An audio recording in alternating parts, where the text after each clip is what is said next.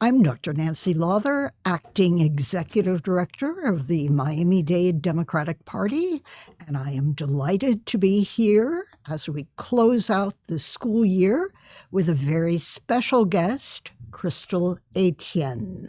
Hello, Crystal. Hi, Miss Nancy. How are you? I am fine. And Crystal, for our viewers' information, is a longtime civics teacher.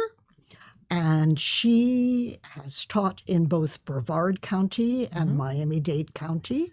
She's a teacher of 10 years experience with a particular interest in civics. And I think she is going to be discussing today civics for adults. Tell us a little about why public education is important to you and what the purpose of your new organization, Eduvoter, is. Well, thank you. So for me, public education isn't important to me because I'm a teacher or an educator. It's important to me because when I was younger, I was 18, I was making all the great decisions that 18-year-olds make. And I decided to not finish high school. And so I got a GED and started working. And then I found myself having one child, and then I had another child. And then in the end, we had 4 children. So here I was with 4 kids, very young, and no education. So my options were very limited. So I went and I wanted to go to school. I wanted to get an education because I realized that was what was missing. My opportunities were so limited because I didn't have an education. So I went to my grandmother, to get grandmotherly advice. And I said, Grandma, I want to go to school, but I'm going to be 30 when I graduate. And she said, well, you're going to be 30 anyway. So you can either be 30 with a degree or you can be 30 still complaining about things. So I did what she said, and I did go back to school and I got my degree. And I have my bachelor's degree, which opened doors for me. And realizing what that meant and living a life without an education and with an education changed my life completely. So with my children, I have 4 children who are all grown adults now. And all 4 of them have a degree, all through public education. And so when I witnessed the dismantling of public education starting to become the new thing to do, it enraged me. You're taking away the opportunities for children everywhere in this country, especially in here in the state of Florida, that it's the equalizer, and they want to stop it and they want to privatize it, and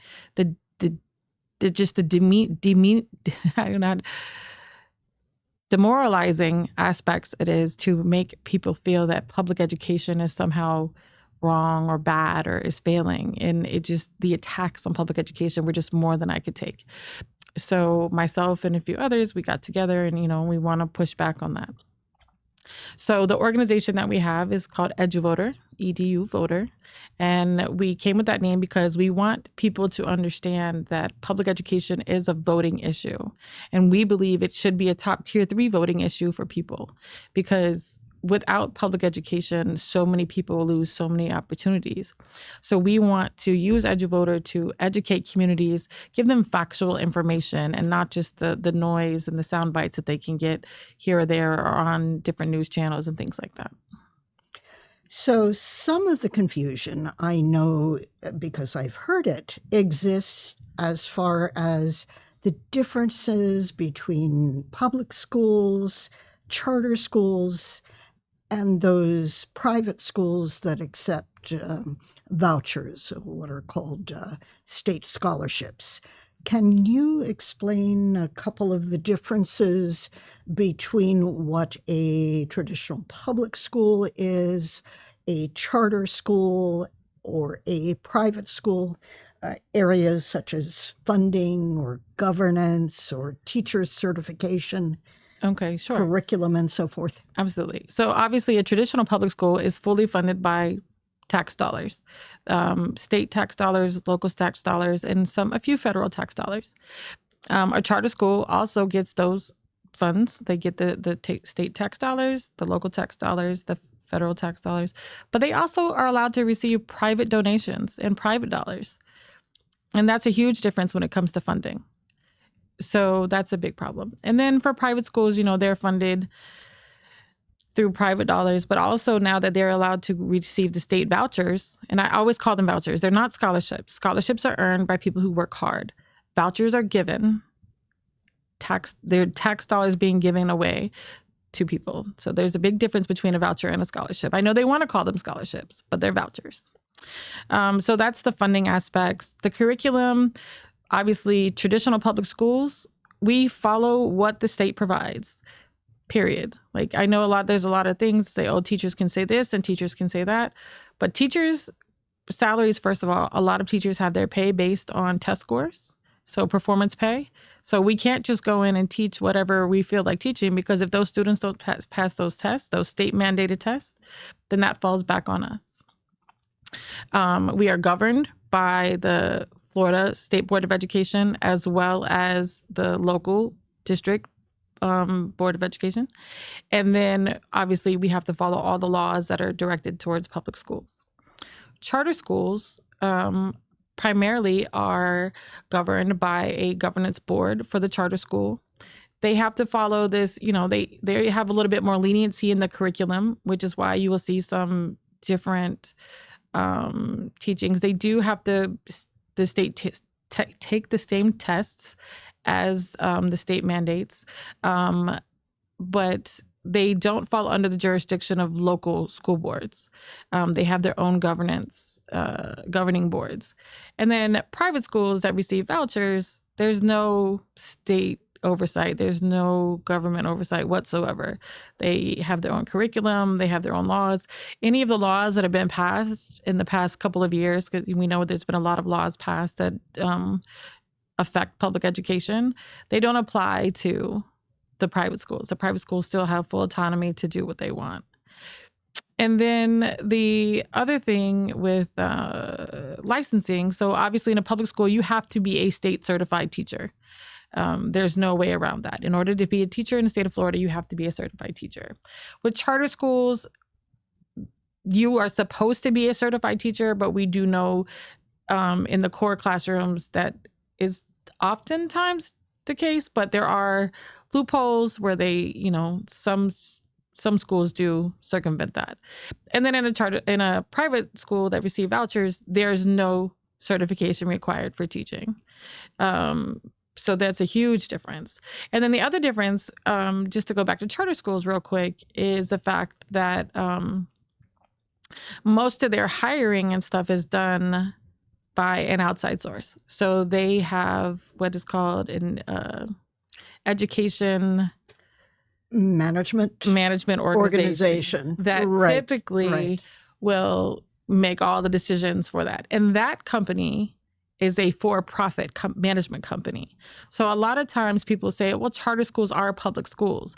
They're public schools in the fact that they get public funds, but that the management company is going to be a for-profit company. So when people talk about for-profit charter schools, they don't mean the actual governance system. It's rather the company that is running the schools operationally. Correct. That is permitted to be a for-profit company. It can lease out to the charter school real estate facilities and so forth. And there's no state oversight in that. Your tax dollars are going to schools that you don't know where those lines are being crossed or blurred. In terms of the contract. In terms of the contract. Right, Mm-hmm. right. Now, there is a contract with the district, which is the charter, but in actuality, what power do districts have to enforce rules against charter schools? If, for example, a charter school would be operating an unsafe facility, could a district come in and challenge and shut down that particular charter school? Well, charter schools do have to reapply to get their charter renewed every so often. And so there may be a little bit of oversight in that aspect and the maintenance aspect because they do share the capital funds now for that. But for the most part, no, there's very little oversight from the district. And you can ask any parent of a child who goes to a charter school when they reached out to their local school board for help what that response is. That response is there's nothing we can do to help you. I see.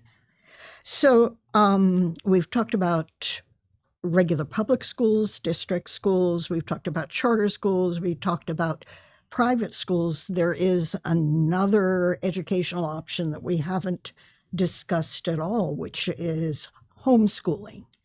And I understand that some of this can be state funded, and other parents have chosen not to accept state funding. So tell me a little bit about homeschooling. What are the requirements academically? Do homeschooled students have to take certain tests like charter school students or district school students? Well, typically the homeschool student they have to register. It's usually like an online, or there's a very little oversight, but there is some curriculum guidelines that they do have to follow. Like you stated before, some parents can choose to accept the voucher money, which is, again, your tax dollars without oversight because there's no one there to monitor. In fact, there was just an article, and I believe the Orlando Sentinel the other day, again, about 8,400 different trips to theme parks that, are being considered field trips.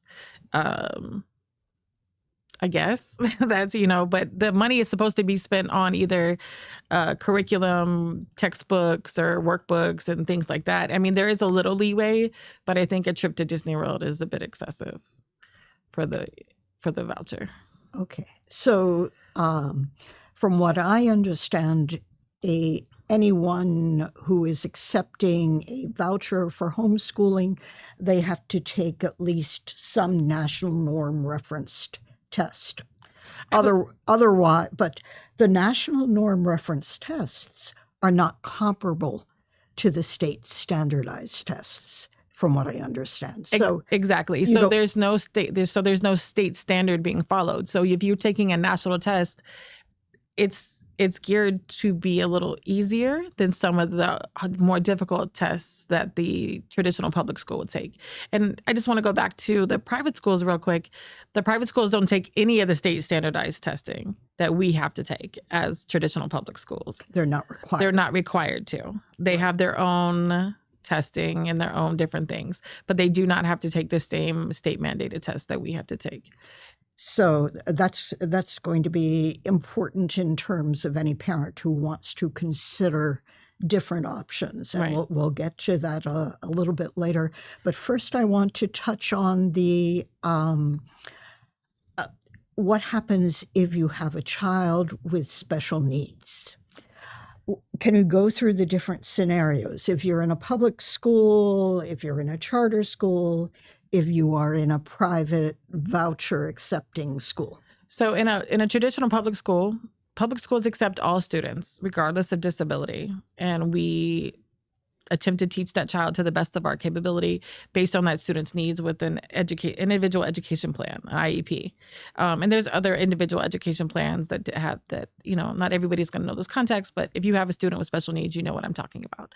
And then in a charter school, they can accept them, but for the most part, the public school is still providing those services to that charter school. So in Miami-Dade County, for example, the school district would be the ones providing the IEP plan, the steps and, the processes for that student's IEP to that charter school. They don't typically do them themselves. And then in a private school, they do not have to provide any accommodations for an IEP. So when a parent decides to take that voucher, they are giving up their IDEA rights. IDEA being federal legislation dealing with the supplementary support for students with special needs. Yes, that's correct. Of federal law. Federal law. And that's where the students with disabilities have those protections. That's why that those laws were created, because all students deserve a fair and equitable education. And when you are talking about the students with special needs, that, they need them more than ever, and they need more than anything. And for a parent not to know that in advance when they choose to go to that private school using that voucher, that's a problem. And you'll often find that parents, all parents want is what's best for their students and their child, and we acknowledge that and we understand that. So if a parent sees a private school or a big shiny building, and so they take them out of that public school and they put them in this voucher school or a private school that accepts vouchers, however you want to say it, and then they don't realize what they're giving up. They don't realize the accommodations that a public school gives, the assistance that a public school provides, and that private school doesn't have to do. And then 6 months into the school year, 4 or 5 months into the school year, their students are behind.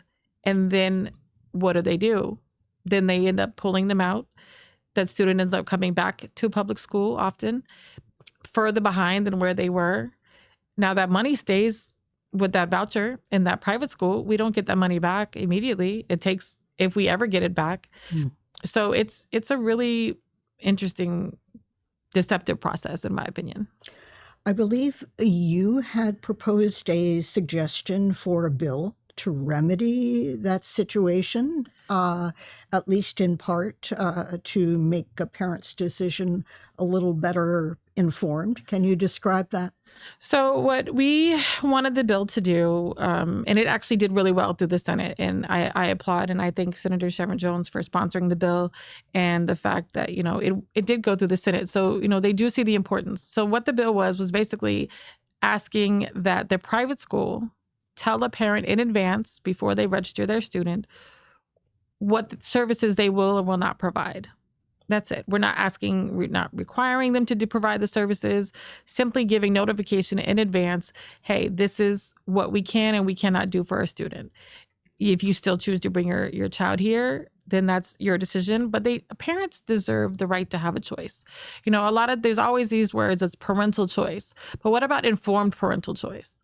Informed parental choice is a big difference. And that's what one of our focuses is at Eduvoter. We want to make sure that parents are getting correct, right information to make those choices. Because again, these decisions are being made about the most important people in our lives, our children. And so everybody deserves to have accurate information. So I know that with respect to a district school, you can go on the school website, you can go on the district website, you can go on the state website and find details with respect to their school grade, and on the state website, breaking it down year by year for different subgroups, students with disabilities, English learners, and so forth, and see year by year at that public school the performance. You can also check out in Miami-Dade, every school's website has a section, a link to their budget. So you see how money is being spent. And on the state website as well, you can compare schools, how much in per pupil expenditure is made, school by school. And that is partially true for charter schools. You can see the school grades because they take the same tests. Mm-hmm. They are graded as well. But with respect to private schools that are not required to take those state standardized exams, that are not required to be graded, how would a parent know except by advertisement, word of mouth, how reputation, whether true or not, how a private school is performing, its students are performing academically? I don't believe there's any way that you would be able to know unless you ask the school for their record. Like you said, word of mouth, There's no website, there's nothing that details any of that information, and which is very interesting because those are our tax dollars. This year, those vouchers are going to get $4 billion. $4 billion. $4 billion is what is slated to be given for the voucher programs. Now, again, with those voucher programs, you have to understand, and a lot of people don't realize that over 70% of those students who received those vouchers when HB1 was passed and made them universal vouchers, those students were already in private schools. So those parents were already affording private school, and now they have the extra addition of the tax dollar. And many of those schools raise their tuition rates in order to kind of double dip, if you say. They get their tax dollars plus what the parents were paying. So by HB1, you're talking about legislation that passed in 2023 in order to make vouchers universal, whereas previously they were limited by income and they were limited to students with special needs. Absolutely.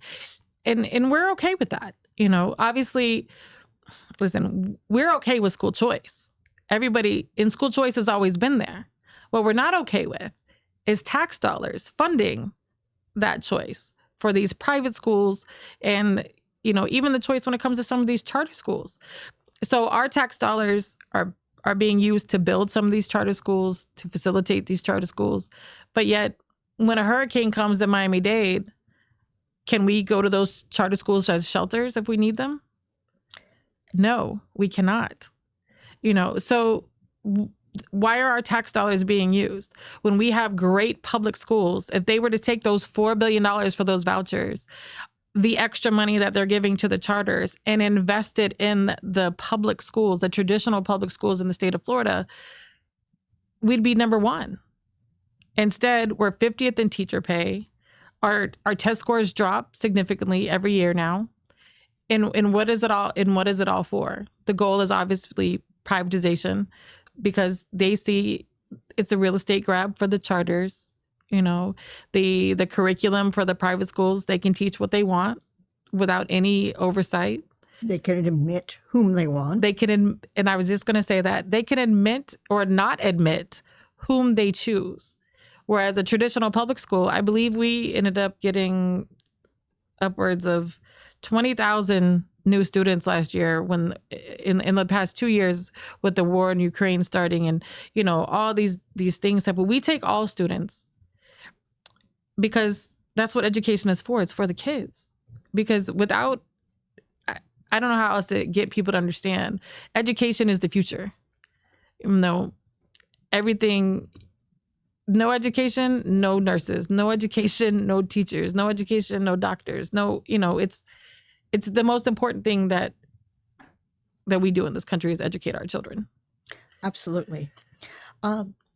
Let me run by some statements that if you're out in the general public, you may hear, and let me get your reaction to it. The federal government controls K through 12 education. Absolutely. It's the feds. Absolutely untrue. Our curriculum is state-based.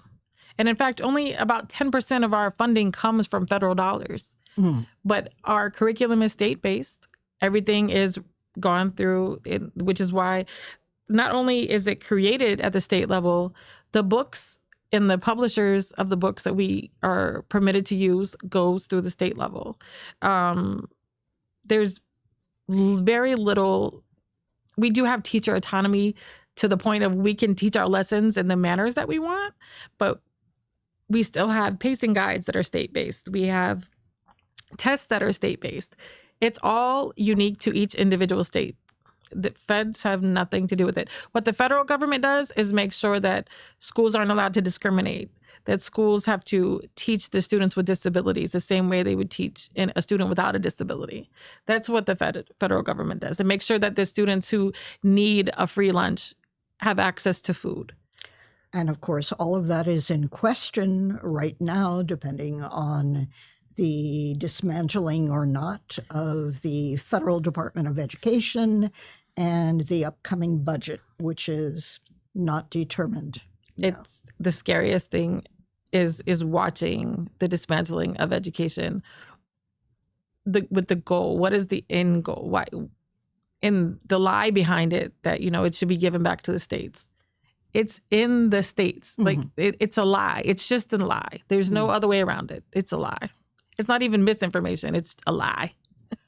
Now, you also hear sometimes, and I've heard from parents that, I've got to choose a private school. I've got to choose even a charter school, because public schools are just cookie cutter.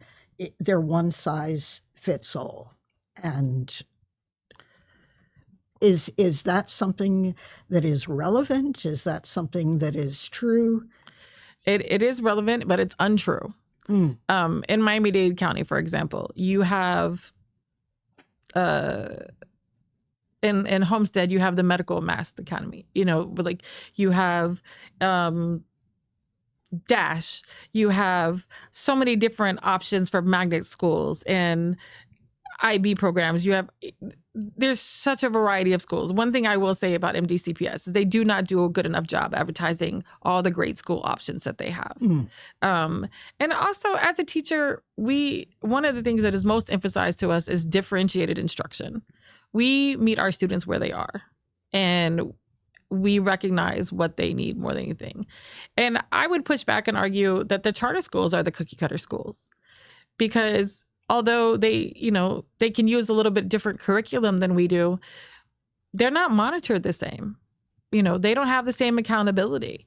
They don't have the teachers or the structure to teach all these things. And when you see the number of charter schools that close after only being open for a few years, I think that shows that the charter schools are not the great answers that everyone wants them to be. And then with the private schools, again, the voucher accepting private schools aren't the great private schools that everybody aspires to going to. We have several long-standing private schools in this community that do not accept vouchers. The most expensive private schools aren't going to accept vouchers. The private schools that are accepting those vouchers are the newer schools, the very oftentimes religious-based schools.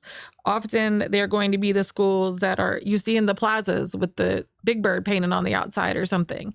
So when people hear voucher, I can send my kid to a private school, they think, in our society, private school is an elite, it's a goal for people, But the reality is a public school offers just as many opportunities, if not, I would argue more so opportunities. In Brevard County, where my kids went to school, they actually went out of the area that they lived in because they had a school choice. So they had one school that had a great culinary program and a great computer design style program and things like that. And then the other school had a Cambridge program. It had a medical assistant program. It had mechanics. So whether you're in a big district like Miami-Dade, a smaller district like Brevard, there's always opportunities in different types of schools in public schools as a choice. So the next thing that sometimes you will hear, and I am sure this has particular relevance to you as somebody who taught civics, which is one of the flashpoint areas in terms of how we teach students to be good citizens and so forth, is that public schools are nothing more than indoctrination factories. That is the most ridiculous thing that anyone ever says about public education. Indoctrination.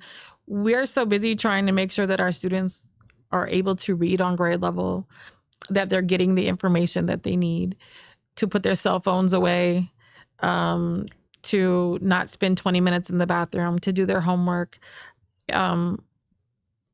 Teachers don't have the time nor the inclination to do any of those things.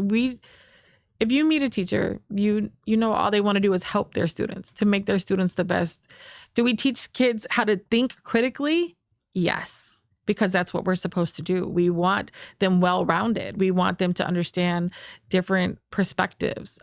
There's a reason why teachers aren't allowed to tell kids what they can and cannot say, because in a conversation and a discussion like you and I are having right now, you have to let them express themselves and be themselves.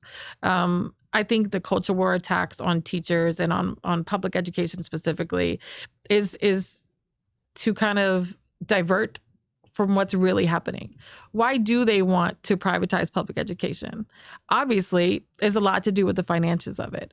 But let's go back to what I said before about the laws that govern what's taught in a public school and what's taught in a private school. So if you put all these kids and you make everything a universal voucher, you can teach what you want. You have no laws saying that you can't indoctrinate students in private schools. You have no laws saying that you can't discriminate against students in private schools.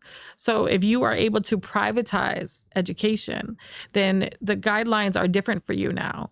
And when it comes to indoctrination, if you look at the new standards that in the state of Florida have come down over the last few years, you can see the slippery slope of the state created curriculum of what they're trying to do with some of it.